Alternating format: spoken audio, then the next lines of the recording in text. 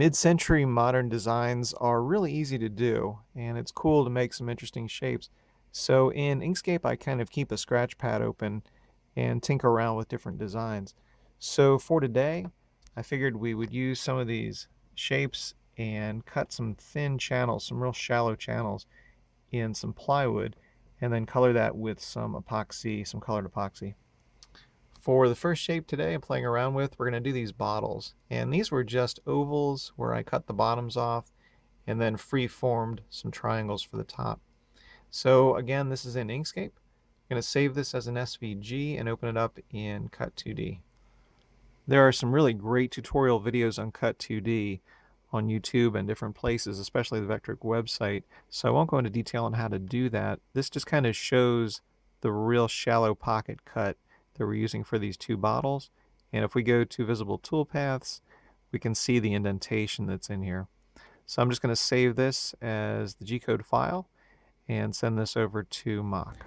This is a piece of 1/4-inch Baltic birch plywood. I had cut this out for another project and then went in a different direction. So I held on to this for something else, and this seems to fit pretty well with this mid-century modern epoxy design. So we've already got our outside cut.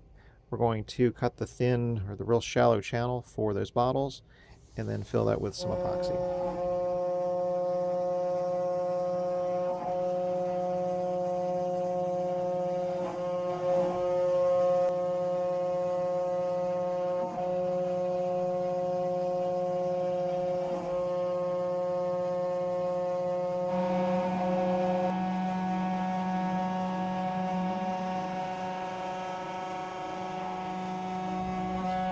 We've got the cutout ready for epoxy. As far as the back goes, I put a little bit of painter's tape to cover a few of those cut throughs.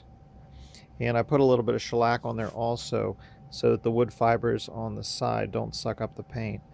And as far as the color goes, we're going to try some food coloring mixed in with the epoxy.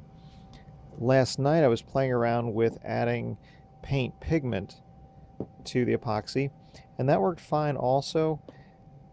The downside is there's a little bit of water, a little bit of extra material in the paint, which kind of plays with the cure times. And I think the food coloring will work a little bit better. This is after the epoxy has set up for about 24 hours. It's got a really nice sheen to it.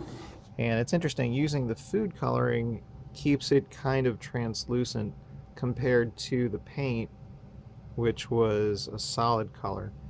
So kind of a neat effect there. But what I'm going to do is rough this all up and get a few coats of shellac on there. That shows the finished product. Kind of a cool process. Certainly something to be tuned and improved on. And it's cool with that epoxy and a little bit of food coloring, and the light that goes through there is really, really neat. It's got a lot of depth to it. Easy process, kind of neat results. Thanks very much for taking a look.